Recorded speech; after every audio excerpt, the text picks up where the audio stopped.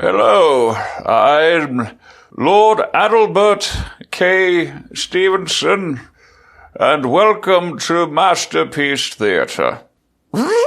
Hello, this is Alex Vasquez. And I'm Natalie MacLeese. And this is the Do Weekly Podcast, a weekly challenge podcast For small business owners? By small business owners, I think.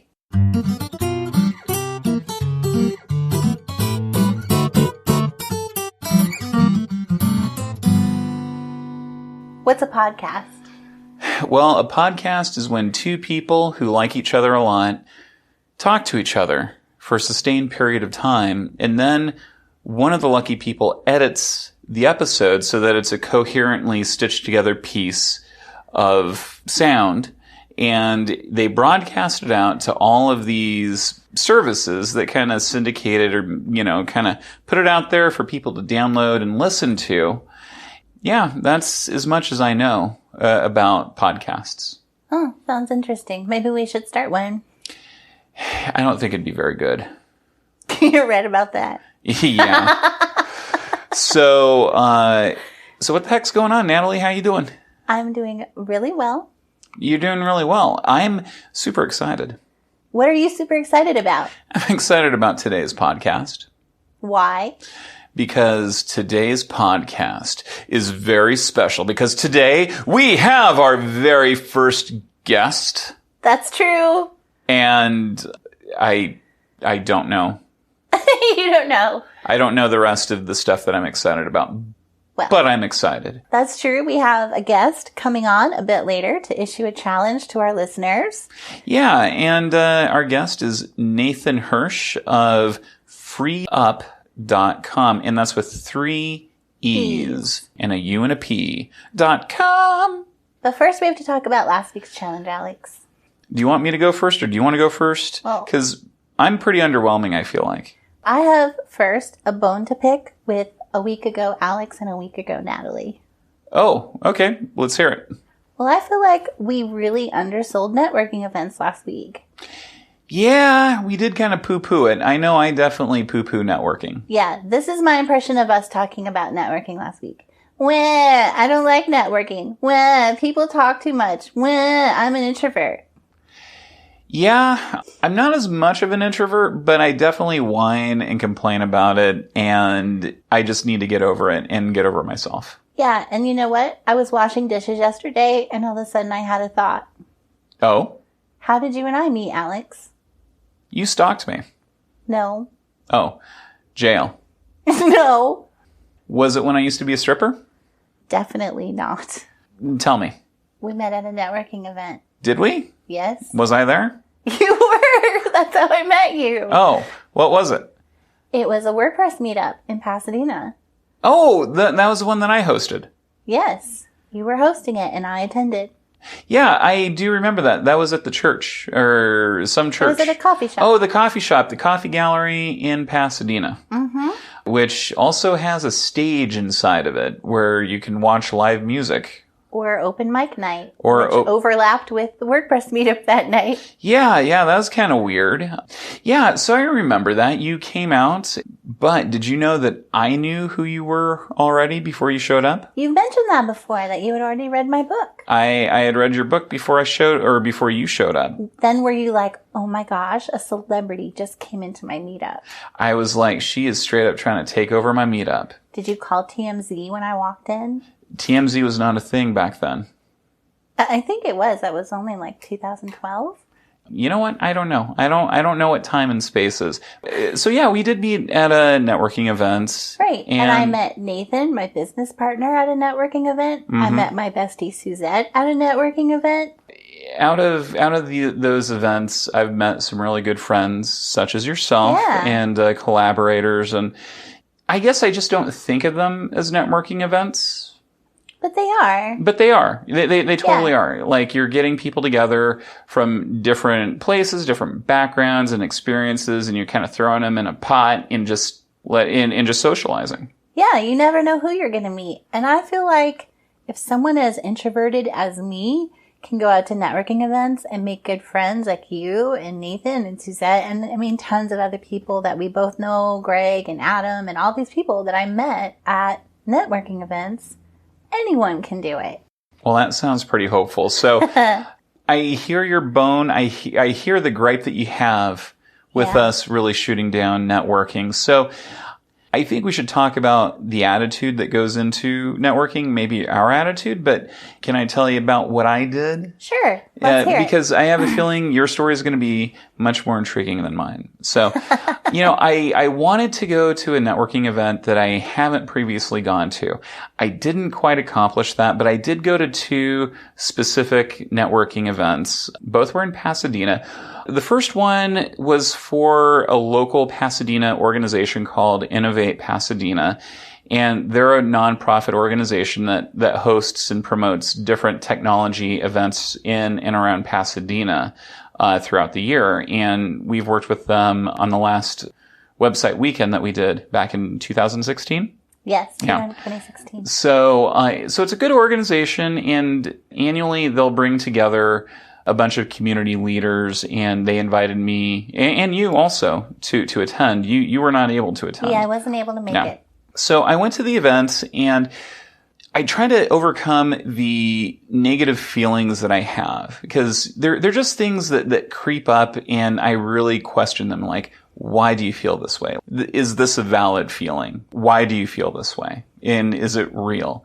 That was one of the tactics I try to use to overcome just my feelings about networking. And then, I said, well, look, I'm going to try to, when people are being introduced, I'm going to try to listen to who they are and what they do, and really try to focus on what it is that they do and how I can, how I can find something that is interesting that I can talk to them about.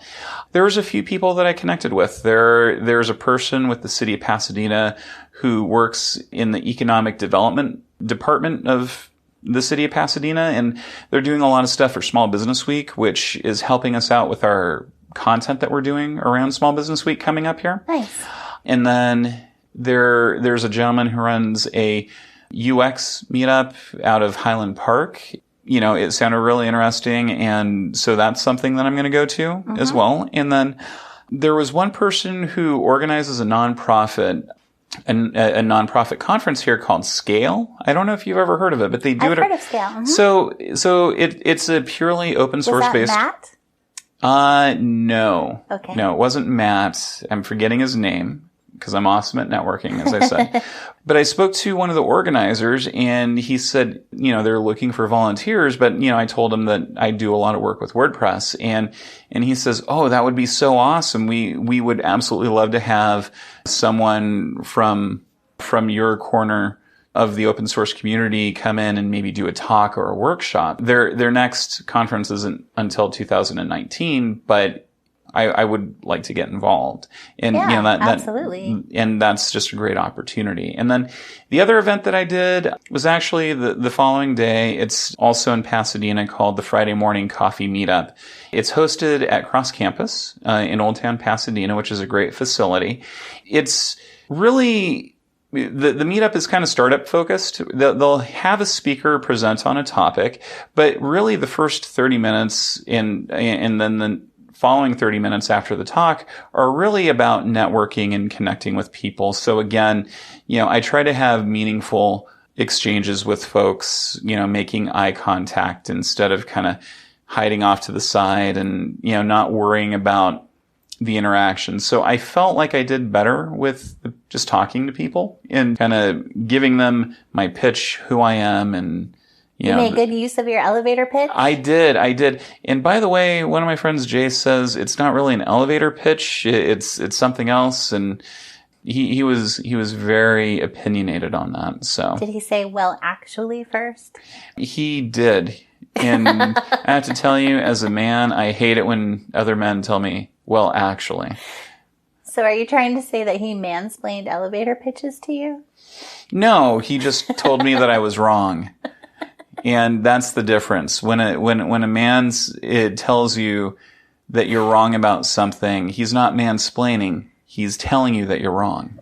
Let me mansplain something to you, okay? Oh no. So anyway, I feel like my 2 networking events were really positive. What I would have liked to have done better was attend one that I haven't been to before, because I see a lot of familiar faces in both of these networking communities.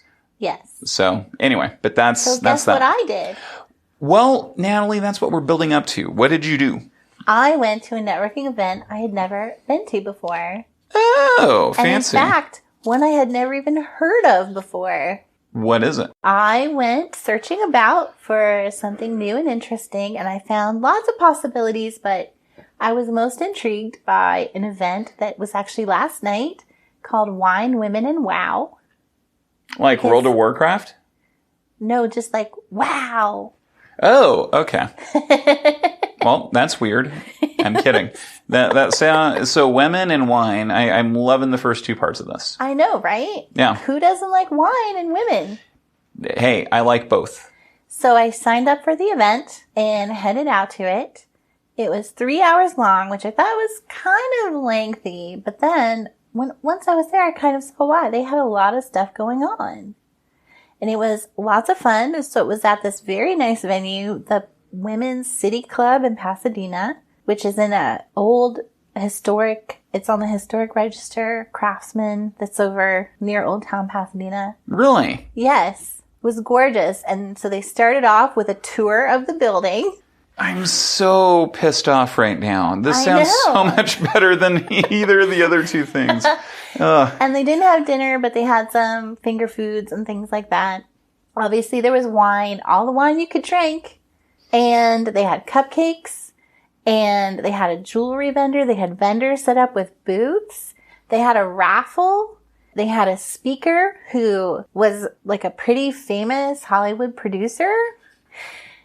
Why so serious, Natalie? She was a fantastic speaker, and she taught us how to get media coverage without hiring a PR agent.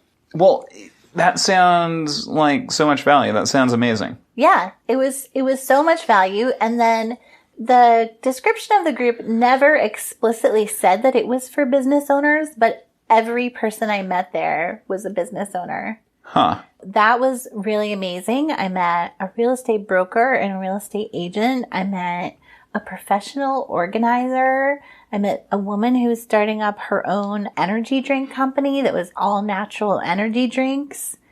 Jewelry. The woman selling the jewelry had a whole business around like consulting with how to finish your look.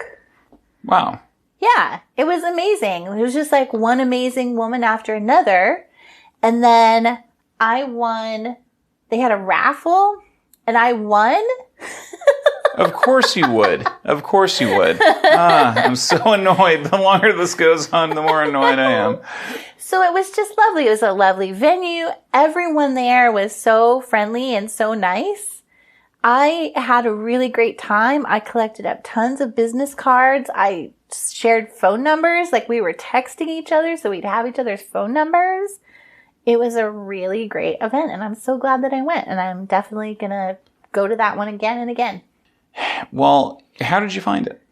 I found it by searching Meetup, which actually isn't this particular group's main focus. They have actually just set up their Meetup account as an experiment. They actually run the group mainly through their own website. Interesting. Because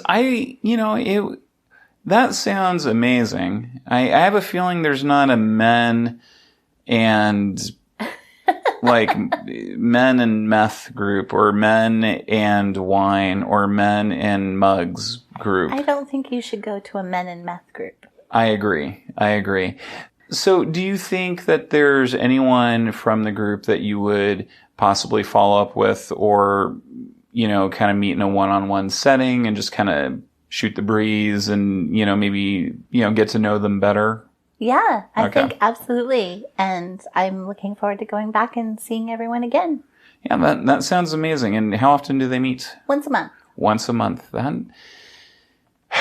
Well, you know what? I think I'm going to take an extended part of this challenge offline, and I'm going to look for another type of group to go to that I haven't been to before and see what happens.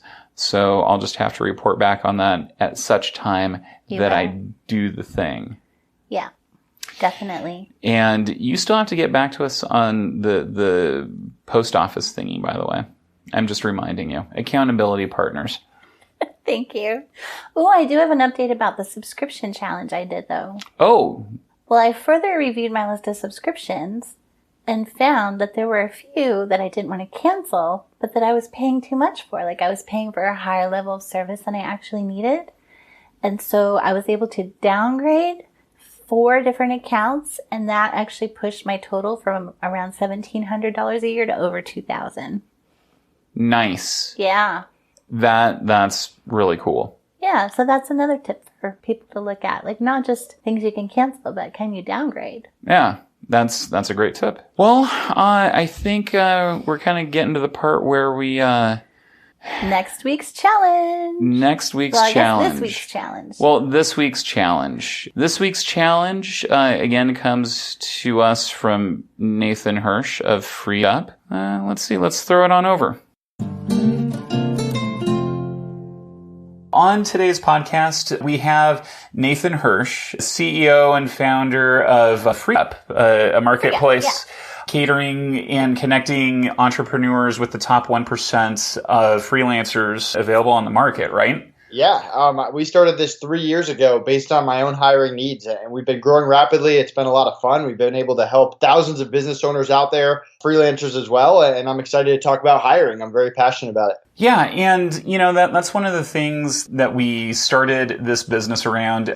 Well, Natalie and I, as you may or may not know, we both run our own consulting businesses, and as you know, running your own business, finding time to do things is really difficult. So a lot of stuff gets put on the back burner. So we wanted to do the Do Weekly podcast to kind of help people get around that and start doing things more proactively and working on their business rather than in their business. Definitely. And yeah, just working with consultants, I always find a lot of fun because a lot of times they go in with that mentality of being that solo operation. Their revenue stream is when they're working, when they're billing hours. But you really have to open yourself up to so much more, and you have to hire people to do it if you ever want to scale. Absolutely. And so Natalie and I, when we got the word from you that you're like, hey, you want to be on the show, first of all, we were super excited because we both thought that the only listeners we had were our own mothers. So, so now we know that that's not entirely the case.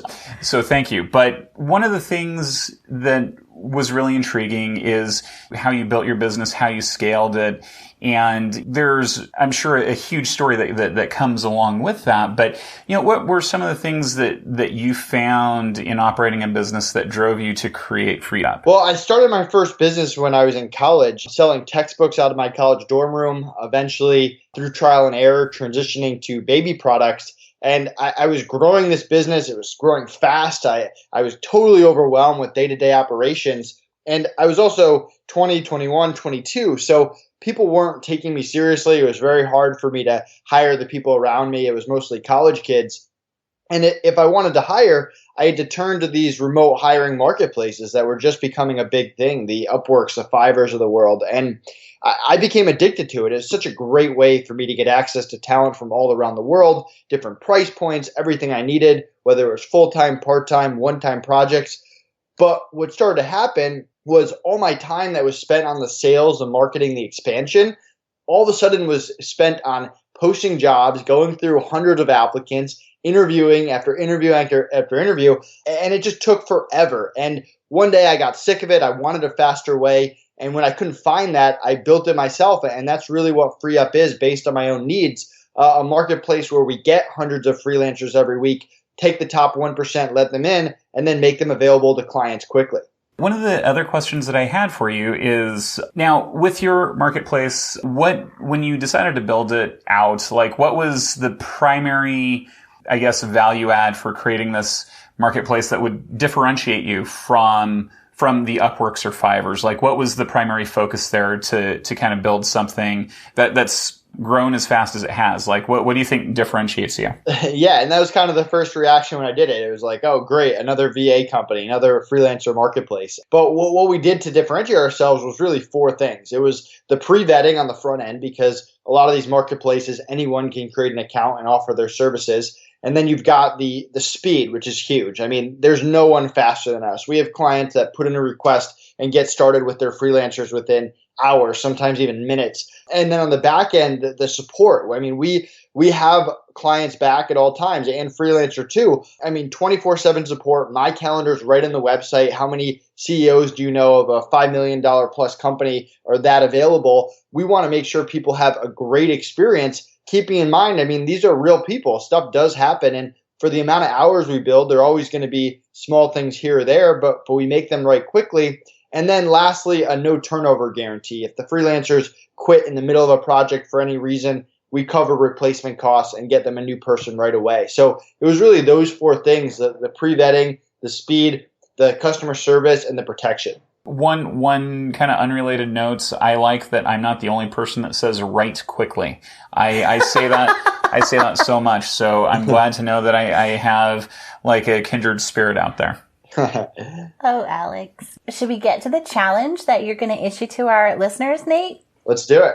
All right. You can go ahead and let us know what it is. Sure. So I have a 5-day challenge. Within the next 5 days, I want you to free up 2 hours per day.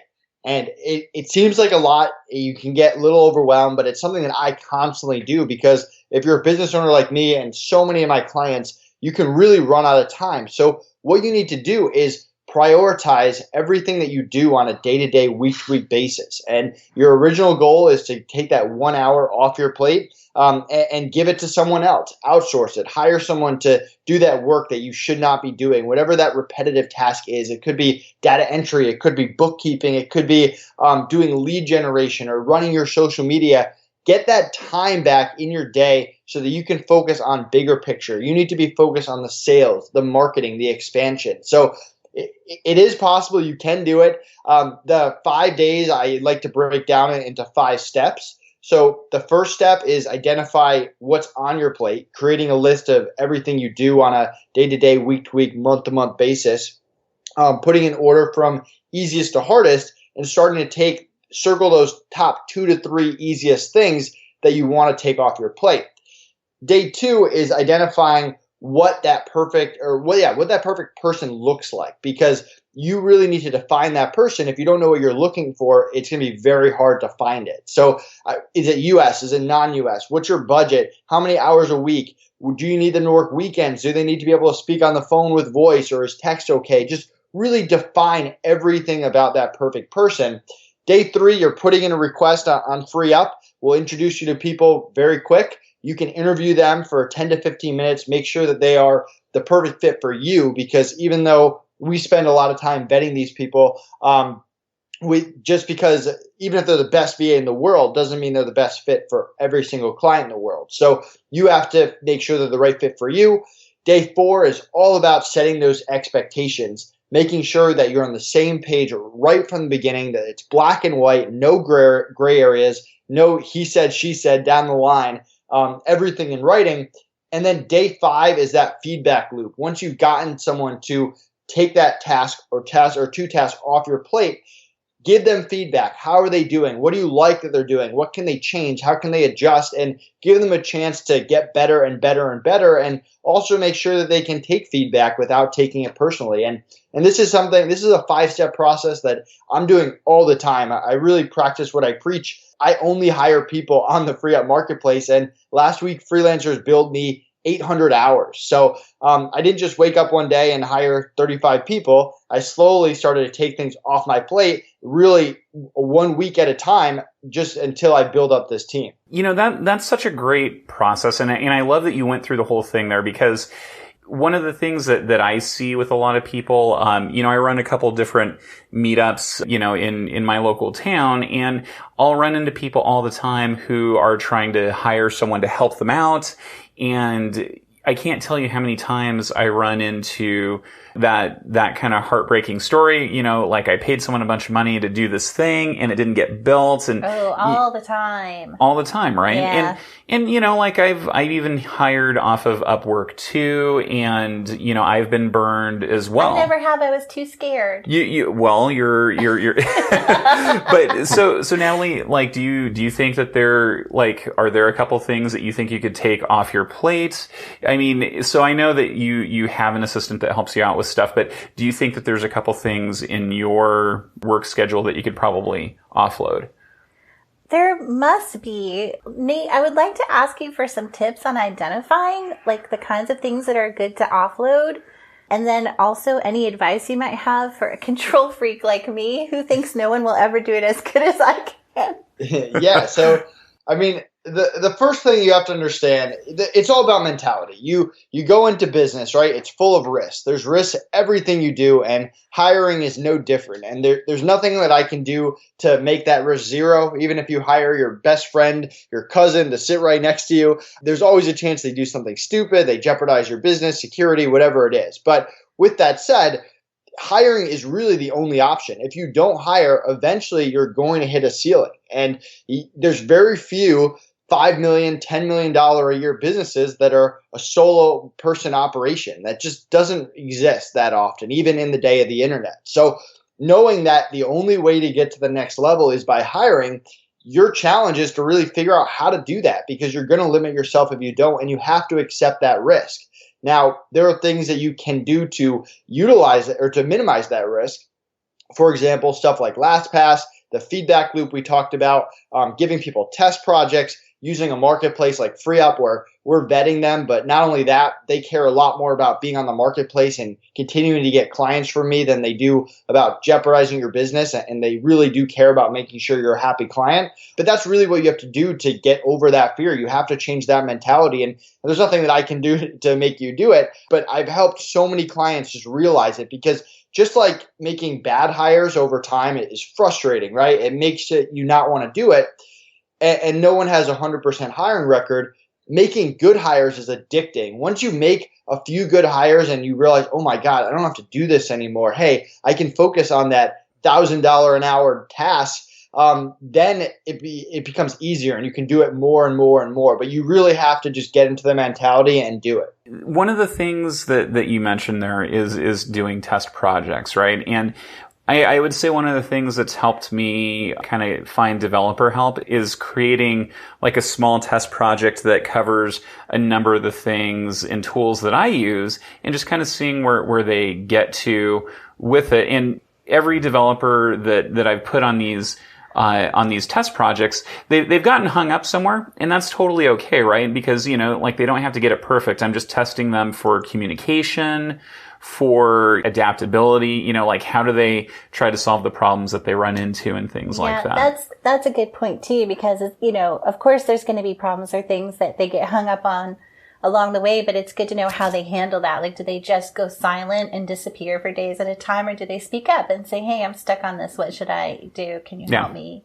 Yeah, precisely. Yeah. And so sometimes I feel like I don't have anything else that I can take off my plate. Like right now, I'm kind of feeling like, I feel pretty cocky, pretty confident, but you've given me something here to try. And I'm actually really interested in trying, FreeUp, because I have used Upwork in the past, and, it's fine. I've never, I don't have an issue with it or anything. And my experiences with it have been mostly positive.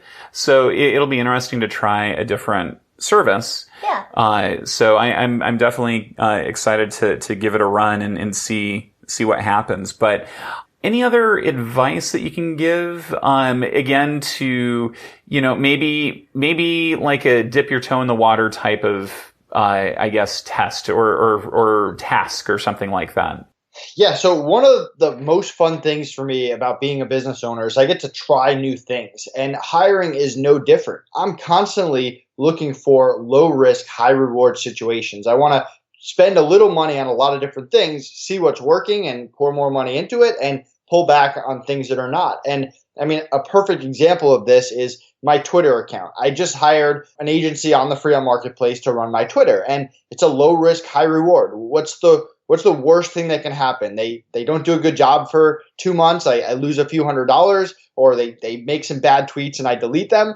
But what's the best case scenario? I no longer have to do this anymore. My following grows. I get more leads. I get more clients. So for me, that's a low risk, high reward opportunity. And I'm constantly looking for new ways to just experiment, whether it's lead generation or marketing or web development to improve the website, just constantly just putting little bits of money into different people. And I just love investing in people, because even if you try 5 things and 2 of them work out, with those two things, people are going to take it to the whole other level that you couldn't even imagine. And that's how you scale a business. I love the tips. And yeah, absolutely. I'm excited to get 10 hours back. You better get 10 hours back, because if you don't, I get more cookies or something like that. I'm kidding. Can my ultimate goal be to outsource everything I do and then I just lay in a hammock and read a book? I have clients that do that. Well, it's one of those things too. I mean, it's wonderful to run. There's a freedom that comes with running your own business, but you still have to pay the bills. You still have work to do. And, I think,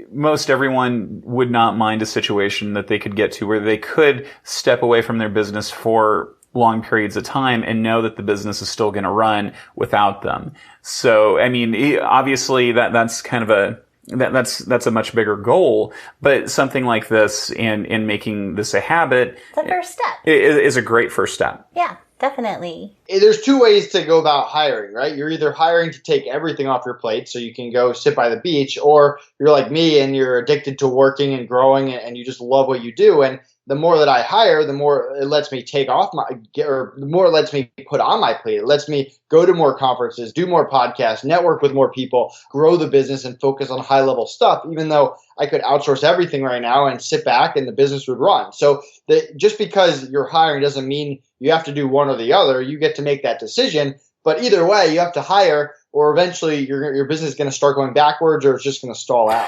The other part to that too is personally you could burn out in everything. And that's even worse, I think. Like personally when your mental health just kind of takes a dive because you're overwhelmed by everything else. Yeah, I mean, the first time I got into hiring, I was a young college student running this business out of my world. And I got to the fourth quarter, I went with an accountant because it was time to start paying taxes for the first time. And he pretty much asked me, when are you going to start hiring? And said, why would I do that? I love this. I can do this 10 hours a week, 7 days a week or 10 hours a day, 7 days a week for the rest of my life. Like, what are you talking about? The money's going into my pocket. No one can do it as well as me. And he just laughed in my face. And he pretty much said, you're going to figure out this lesson on your own, kid. And sure enough, busy season, my first fourth quarter came around where people were going holiday shopping like crazy. And I was trying to balance school and social life and a fraternity and getting all these orders and emails. And I worked 20 hours a day for 2 months, somehow made it out the other side. And January rolls around. And in my mind, I go, okay, I can never let that happen again. I need to start hiring. Great problem to have, but also potentially devastating too, because again, like with great success comes great responsibility. I don't think that's an actual quote, but it should be. Alex is great at making up quotes. Yeah, yes, I am. but Nate, thank you so much for taking the time to be on our show and to share this challenge. I definitely think this is something that a lot of people will be able to get something out of, just for, our listeners, anyone who happens to listen to this podcast. How can people find you and reach out to you? Yeah, so if you go to freeup.com with 3 E's, my calendar is right at the top. You can book a meeting with me. You can create a free account, no monthly fee, no sign-up fee, no minimums, no obligation. It's in our best interest to get you people that you actually like, and mention this podcast for a free $25 credit added to your account. Oh, nice. Awesome. Well, thank you so much. And are there any final tips on just like keeping energized and just staying on top of your, staying on top of your to-dos? Like any quick tips before we sign off? One quick tip that I just like to share based on my own experience. A lot of people, they make some bad hires and then they finally get that one person they like. And they make the classic entrepreneur mistake to just load them up with everything. And finally, they found someone they can rely on. They sleep better at night. Their business is under control when they're not working. But then that person gets sick or they quit or something happens and it can set your business back months. So when you do finally make that good hire, diversify. Don't just load that person up with everything. Protect yourself. Don't make anyone in your business irreplaceable, and it'll help you a lot more long term. Very, very smart. Yeah, that is really smart. Well, thanks again for your time, Nate. And I really appreciate you coming on to our podcast. Natalie and I both appreciate it so much. Yeah, thank you so much. Thanks for having me. Wow, that was What did you think about that? I thought Nate was great. This is probably going to be one of the hardest challenges for me that we've done so far. And is it because you're a control freak? Yeah. Yeah, you know what? That is difficult.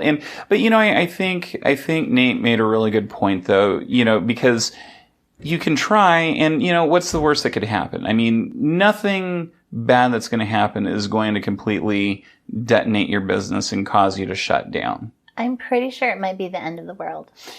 No, that is definitely not true. So, okay, but to be fair, he did make a really good point that I have to admit is true, that if you don't do this, your business will stagnate and stop growing. And I'm definitely in that place. Well, and it's a very timely thing for me too, because I do have, people that I'm working with who are helping me out with stuff. His tip about, diversifying. I don't have one person that does like all of my support stuff. I have two people who are doing that. And, I have an assistant that helps me out with other, smaller things, but I could probably expand upon that because, I have a number of hours stored up that I could probably put to use with other sorts of things. So I definitely think that there's a lot of value to be had by bringing someone on to kind of take more tasks off my plate, because I still feel like I'm way too busy. Yeah, definitely. I'm busier than I strictly have to be too. Oh, the podcasts have something to say. Oh, yeah. Oh, it's Miss Stinky Bottoms. Oh, that's not her name. Oh, what is that cat's name? Princess Mabel Magdalena McPuffington. What's the other cat's name? Sir Oliver Reginald William von Hoppington III. Wow. Did you not know their full names? No, I didn't know their full names. And is there going to be a quiz on this? You just knew them as Ollie and Mabel? Yeah, that seems pretty easy. You didn't realize they were both royalty? I did not realize they were both royal cats. The royal podcats of the Do Weekly podcast. If you want to hear more about these two cats or this week's challenge or just other inane stuff that we talk about, how can people subscribe? What should they do, Natalie? I don't even know anymore. I don't even know what's real. They can subscribe on iTunes, Stitcher, Google Play, Blueberry, TuneIn Radio. Or wherever you download fine podcasts. Yeah, you can even get it sent to your email if you want. And if you're really nice, we'll send over one of Natalie's cats with a podcast strapped to its stomach. That would be an amazing trick. That would be an amazing gift. Leave us that 5-star review on iTunes, huh? And tell a friend about us. Tell 2 friends about us if you like us. And tell your cousin. The one who talks behind your back about you. Oh, that cousin. That cousin. You should definitely tell that cousin about this podcast. All right. Definitely. All right. Are we out? Are we done? We're done. We're done. Fuck. See you next week. Oh, I just said a curse word. I was trying not to do it. Oh, no. You almost made it the whole episode. Oh, man. This thing's going to be marked explicit, too. Shit. Now you're just all in. All in. Fuck it. All right, Natalie, let's slate this fucker. Till next week, Alex.